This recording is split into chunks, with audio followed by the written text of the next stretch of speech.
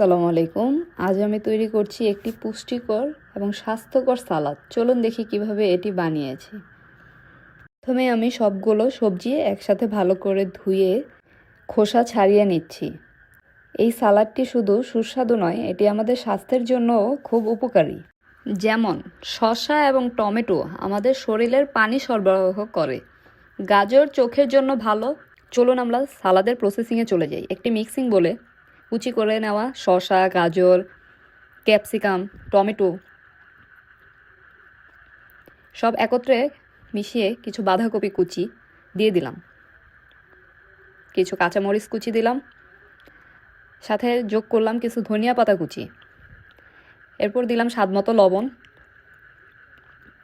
আর সাথে যোগ করে দিলাম অলিভ অয়েল এবং কিছু শুকনো মরিচের ফাঁকি।